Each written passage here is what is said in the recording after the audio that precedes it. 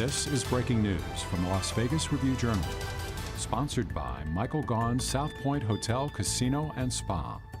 Brad Richardson, who I'd like to, where are you, Brad? Come on up here, buddy. Yeah. Brad Richardson from the Nye County District Attorney's Office. And we also have with us Don Yogi, I got that right, from DHHS. And from my office, we have Mark Kruger. He's with my Bureau of Consumer Protection.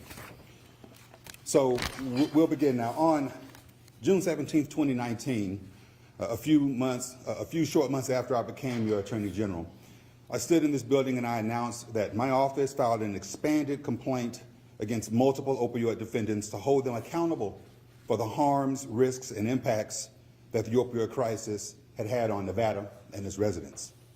At that time, I reaffirmed one of my core goals in this office, to seek justice by holding those who created this opioid epidemic responsible. The opioid epidemic has killed thousands of Nevadans, including elderly, vulnerable people, and children, and devastated the state's healthcare system and public safety systems. This is not a faraway problem. This is not a problem that's over there. It's right here in the Silver State. In fact, Nevada has been uniquely impacted by the opioid crisis. It has been and continues to be one of the hardest hit states. Tragically, current data now shows that opioid-related deaths are spiking to levels even higher than they were during the height of the original epidemic. In 2020, Nevada saw a 40% increase in opioid-related overdose deaths for a total of 484, the highest single-year death number on record for opioid-related deaths in Nevada. We're fighting back, however. We're working hard to bring the tools into the state that will allow us to help those in need and to protect the Nevada family. Today, I stand here pleased to announce that we have won pivotal battles that will now bring in much-needed money to allow the state of Nevada, along with all of its counties and litigating cities, to begin building and executing a comprehensive statewide remediation of this devastating epidemic. Earlier this year, I announced that this office had entered into 3 settlement agreements that would bring in $329 million dedicated to remediating the opioid epidemic. By the end of this month, in fact, probably this week, Nevada will be receiving the first tranche of that money, and by the end of this month, we will have received an additional $50.7 million in funding, which will be dedicated to opioid relief. That money is coming from 3 sources. The first source is not included in what I'm talking about. It's something that we brought in last year. And that first source was $45 million from a settlement with the opioid consulting company, McKinsey & Company. And let me remind you of what happened there. There was a global settlement among all of my colleagues in the Attorney General realm in every state and the territories in D.C., except for Nevada. Because under that global settlement, we would have received a mere $7 million or so. I stood alone. I stood alone against my colleagues, but with the state of Nevada, as we pursued a separate settlement, and we were able to receive $45 million from McKinsey & Company. And that money has already been received in the state and is being put to good use. The marketing plans that McKinsey & Company was able to help develop for Purdue Pharma and others was used by the country's largest opioid manufacturers to increase the sale of opioids in Nevada, and that's why we held them accountable. A second source is from a $26 billion with a B opioid settlement that the 3 largest opioid distributors, AmerisourceBergen, Cardinal Health, and McKesson, and from that we will see in this state $409 million coming to Nevada. Did I say that right? $231,679,409 coming to Nevada. The third source is from a settlement with Johnson & Johnson, and that settlement is for $53,508,792. The important thing to note about these settlements is that we are no longer waiting for the money to come in. The money is coming in now. And with it, we will continue to address the opioid epidemic throughout the entire state. Again, the reason why I'm joined by colleagues here in Southern Nevada is because we want to demonstrate the importance of a unified approach to addressing this, and we have worked together. I firmly believe that we as Nevadans are stronger together, And at my direction, my team, led by Mark, met with each of the counties and litigating cities in this state, and representatives of many of those counties and states, as I've indicated, are here. We're united as one, and in our commitment to stamp out the death grip that opioids have on this state, I'm proud to say we are succeeding. I'm also proud to say that Nevada and our local leaders have set aside our differences, we've set aside our politics, we've set aside our agendas, and we've come together to create an agreement to fairly and equitably allocate opioid monies that we recover. We call that agreement the One Nevada Agreement on allocation of opioid recoveries. The One Nevada Agreement is an intrastate allocation agreement with all Nevada counties and litigating cities. It provides a mechanism to allocate recoveries in opioid settlements and bankruptcies between the state, counties, and litigating cities with one purpose: to remediate the harms and risks and impacts of opioids. With this agreement, I can proudly say that we have built a trusting relationship between our state and local governments. This relationship has united us in the area and will provide the means for the Silver State to continue to win battles against the opioid epidemic. We won't stop, however, until the war is won. This past session, the state legislature passed Senate Bill 390. This bill created a transparent and equitable mechanism based upon evidence-based principles to use the recoveries to abate the opioid epidemic. The principles are simple and they overlap with one another. They are to spend money to save lives, to use evidence to guide that spending, to invest in youth prevention, to focus on racial equity, and to develop a fair and transparent process for deciding when to spend the money. Senate Bill 390 requires the Department of Health and Human Services to use these principles to build a statewide needs assessment. In short, this identifies the needs in every geographical part of the state on how to abate the epidemic. These needs can vary throughout the state. In order to do this, DHS is required to assess the damages reports from the state's litigation, utilize qualitative and quantitative data, evidence-based practices, community-based participatory research, or similar methods to conduct outreach to groups impacted by opioids, to include outreach to government agencies with impacted groups such as public safety, corrections, courts, juvenile agencies, and others, and through input and advice from advisory committees, including public, regional, local, and tribal agencies. One such committee is one that I chair, the Substance Use Response Working Group Committee, or the SURGE Committee. SB 390 then requires DHHS to fund the needs assessments through a state plan using the money we have recovered as well as future dollars. We anticipate that the counties and the cities will develop regional approaches to fighting the opioid epidemic based on similar criteria within their communities. In that regard, let me talk a little bit about some of the monies that the regions will be receiving. By the end of this month, the Quad Cities area will be receiving $1.5 million. Clark County, some of which is represented here, will be receiving $22 million. The Elko County region will be receiving $600,000.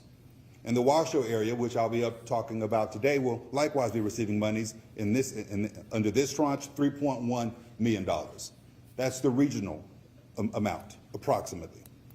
In this way, the state and local governments can work together to ensure not only that services and programs for combating opioids are available throughout the state, but that the right services and programs are also available.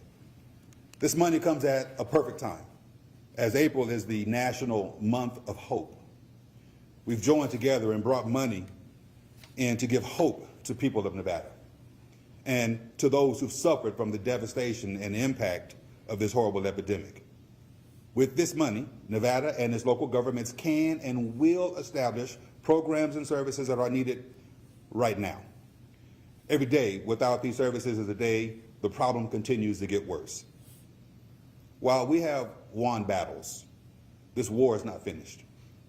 The state's litigation continues, and we have a trial date set for April 17th, 2023, which will be into my second term. We are open to settling with other defendants, but make no mistake about it, we will bring to justice those who have caused harm to Nevada and its residents and who acted as the root cause of this epidemic. I'm honored and privileged to stand here today again surrounded by my colleagues from this part of the state And I'm proud of the fact we've been able to work together. This horrible epidemic has impacted so many members of the Nevada family, and we will continue to stand together to say enough is enough. Thank you for listening, and I will now take some questions. Just really quickly, so we have the money, it's in our bank account, we've decided how we're going to start to allocate those types of things. But you also are talking about the fact that you need studies, you need committees, you need to, put all these people in place, a mechanism in place for the money then to get to the people. How long do you see that, that part of the process taking to where you can actually get $1 in the hand of somebody who needs $1? Yeah. So let me offer some preliminary remarks and maybe return to Dawn if she'd like to augment what I'm about to say. But as I've indicated, SB 390, the Senate bill, has required the Department of Health and Human Services to create the assessment plan, or to determine what our needs are, and then to develop their program. That's supposed to come out at the end of April. And then by the end of June or so, we anticipate a final plan of sorts. But again, let me tender the mic to Dawn if she'd like to offer a few more bits of information on that. Sure. Thank you for your question. So DHHS is currently in the process of creating a state needs assessment. Like the Attorney General said, it's going to be completed this month and it'll be finalized in May. Once it's finalized, it identifies what programs and services are needed in each geographic region. This needs assessment will then go into the state plan, where we will develop the priorities and develop the funding strategy. That will be done in July. And then as soon as that is complete, we will go out to a funding announcement, and then we will get the dollars out to the communities as fast as possible, probably end of summer, early fall. Thank you for that question.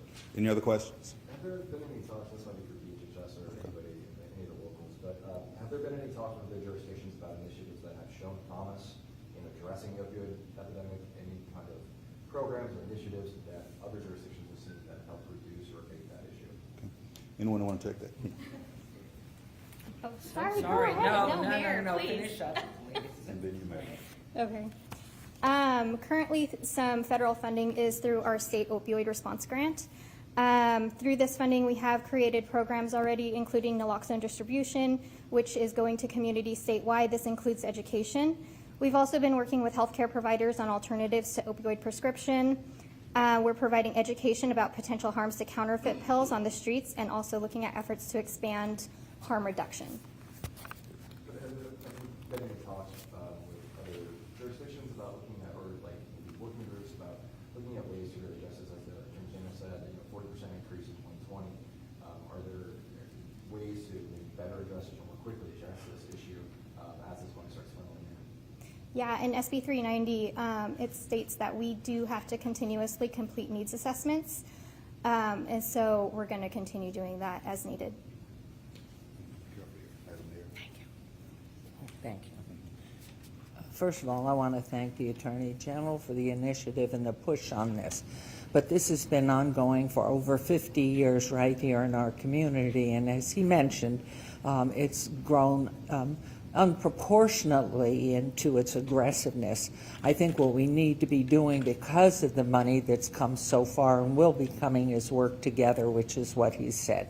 We can't do this alone, none of the municipalities alone. The first thing is law enforcement needs to get more funding to stop the illegal drugs, which is feeding so much of our population, especially our young people. When you look at the population that is involved in this, and you think of the veterans who do need, if they're in great pain, do need the ability to access pain relief.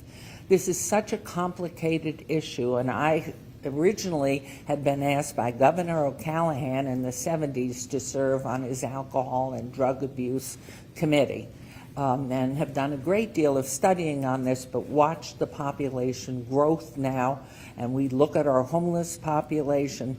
If money isn't trickling down to the specific of each individual and each child who gets lost in this, if we don't attend to that, we'll just be making another binder up, and it will go on some bookshelf. And so I know this Attorney General, and he is a man of his word, who speaks to the issues that are important to this state. And I think Nevada stands alone in this, as he mentioned, and this is a critical time to take the dollars and allocate them by priority.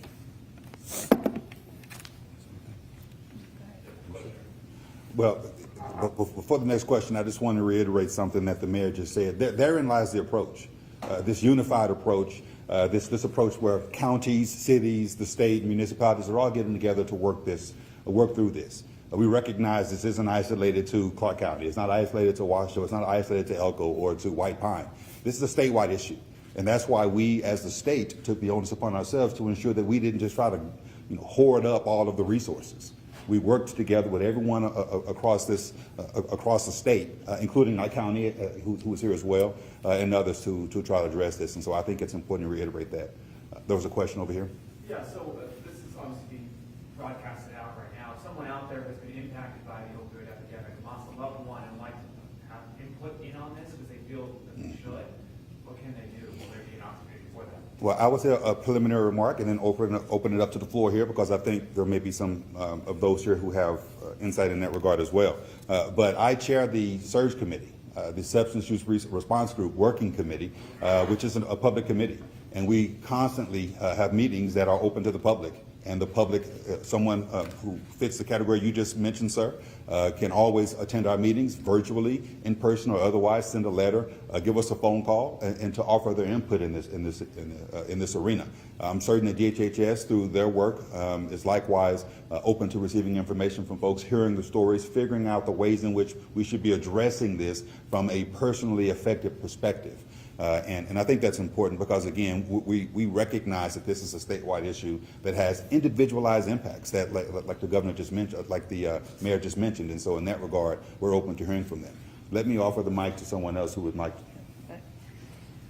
Thank you for your question, and I also want to thank the Attorney General and Mark, because there's been a lot of hard discussions. I live opiate abuse every single day. I have a daughter that is a meth addict, and hopefully she's on the mend and recovering. But what I'll tell you is, and I raised my 7-year-old granddaughter because of it, but it started from a high school marching band incident where they gave her pain medication for 2 years, and then it took a really long time. So I've had those hard discussions with both the state to ensure that people that actually live it, people that have been through it, people that want to get back on track, have some real say on it. So I'm very passionate about that. So I would love to hear from any mom that's out there, any dad that has been part of it, because we're all just trying to keep going. And let's not forget that a decade of folks, just in the last 10 years, we have not provided any services. And I say that as a parent who had to send their daughter out of state because we had no resources here. I say that, as I said to the state, we have to look at Medicaid, because if you now can't get the coverage that you need because insurance only covers 30 days. And if you're not fixed in 30 days, it can't happen. So at the county, at the health district, we've been talking about this for a very long time. And I'm thankful that the Attorney General, we had hard discussions early on, a couple years ago, but we have worked to ensure that all Nevadans across the state benefit from this, because whether you're a parent, whether you're an employer, we need employers to keep these folks working, because sometimes you do have mishaps. So all of those conversations are being had, and I encourage any person that has been impacted, that wants to help, that wants to give insight on there's not one silver bullet that's going to fix this. It is a lot of things. And let's start with housing and where they get treatment. And so I'm thankful to work alongside of the AG's office and DHHS, because it's going to take all of us. And Nye County, Lincoln County, we have to talk about this regionally, because they won't get enough to actually stand up something. So we want to look at Southern Nevada as true Southern Nevada, a region that like a Region 9, which we use for FEMA. The city gets a brunt of a lot of the issues, because if you've been an addict for a very long time, you start to lose some mental capacity there. It's just the way it works. So thankful for North Las Vegas and Las Vegas because they see a brunt of it within the courtyard, but we have to provide case management and we have to do this together. Thank you. No, don't apologize. And, I hoped that you would have spoken up, and I'm glad that you did because to your question, we're not sitting in an ivory tower just making up responses. We are intimately engaged and involved with the community to figure out the best ways to address this problem. My search committee has members on it who have been directly affected by this. So to hear Commissioner's testimony on this issue, I think it's important for you to understand why I got goosebumps right now. And these are bad goosebumps where I understand the importance of what we're trying to do here. So thank you for that question. We appreciate that. Is there anyone else who wants to offer words on this before I move on to the next question? Okay. Yes, sir. You mentioned the problem worsening in the last few years, and right now we're looking at 3-4 months before funding goes out, and that's a lot of time for the people that are affected by this crisis. Are you looking at anything more immediate? Do you think there's anything that can be done more immediately to remediate this? Well, I do think that the money that's coming in, our first tranche is coming in, has already come in, and some of that money is already going to be allocated based on what we're hearing. I don't think it's been determined beyond that what more we can do with that particular tranche of money. But again, I can look at DHHS to see if there's anything in the interim that's looking at. You okay with that? So just wanted to clarify something that the money that the state is getting is in addition to what the counties are already getting. So the counties will already have their funds before the state funds are going to be going out, and that's what I was talking to about that timeline. Does that help? Yeah. Well, I think it's important to notice that we've been doing this. We've been starting with education. We've been trying in our schools.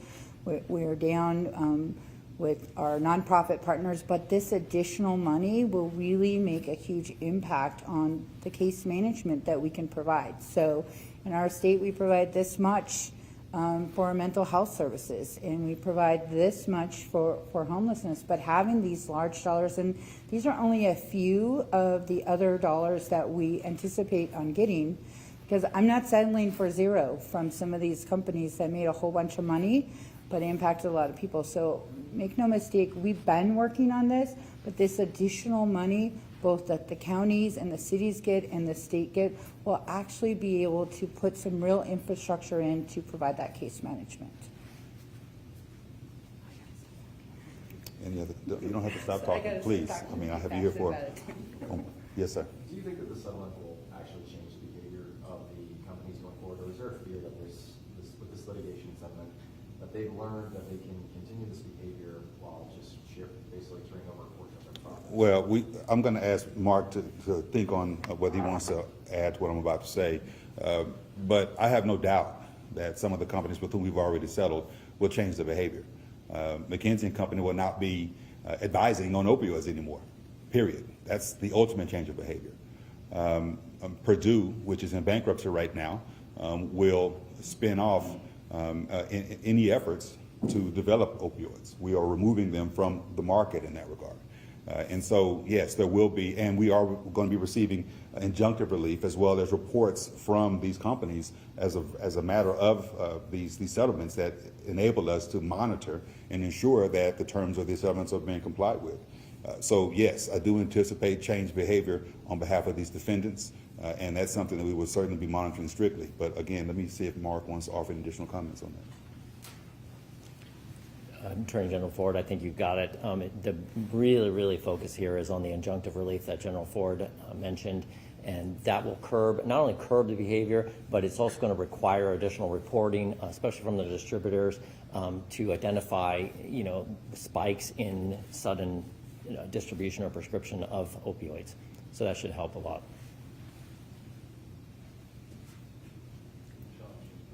One last question. We've had settlements with, I think, 5 companies so far out of 60 plus named in a complaint. What does the future of this fight look like? The future of the fight is we're going to win the war.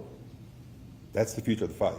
Whether it's a settlement with the other remaining defendants or going to trial in April of 2023. We have every intention on holding fully accountable those individuals who have had any part to do with the epidemic that we're facing here in this state related to opioids. Now, I gave numbers early on about the increase. Let me be clear. This is not all prescription-based abuse at this juncture. Let's be clear that we shouldn't conflate the issues with the illicit drugs that you've heard the commission mention.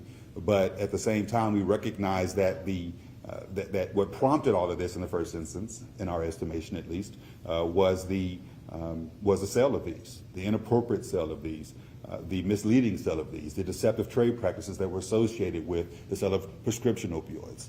And so we're going to be working with law enforcement. We are working with law enforcement to help stem the criminal side of the illicit component, but also working on the civil side, which is what I'm doing from a lawsuit perspective, to ensure that we can combine those things. Okay. And with that, thank you again for coming out. We really appreciate that. Stay tuned. There will be additional conversation, additional announcements regarding our battle against opioids and those who've lent to this problem. But thank you so much for coming out today. Thank you. Thank y'all so much. You've been watching breaking news from the Las Vegas Review-Journal, sponsored by Michael Gaughan's South Point Hotel, Casino, and Spa.